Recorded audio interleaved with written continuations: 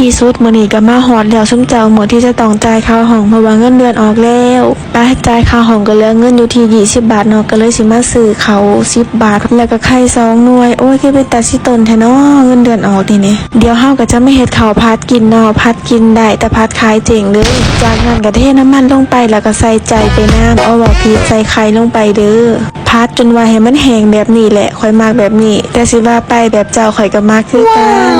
จากนั้นก็ใส่เขาเฮาลงไปเลยจากนั้นก็คนจนกว่าเจ้าสิมีใจให้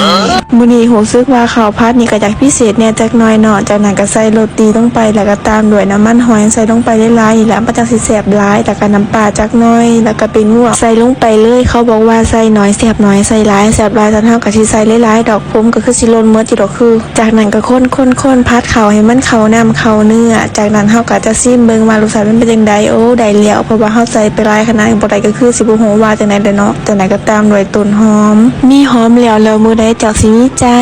จากนั้นก็ผัดต้นหอมของเฮาให้มันเข้ากันเรียบร้อยตามนั้นเฮาก็ตักใส่ถ้วยเลยแล้วก็แตกให้มันหน้าตางามแบบนี้จากนั้นก็คือพร้อมกินแล้วจ้ามากินได้ก่อนเด้อซุมเจ้าคอยเอิ้นตามมารยาทเด้อบ่ต้องกินหรอกเดี๋ยวข่อยบ่อิ่ม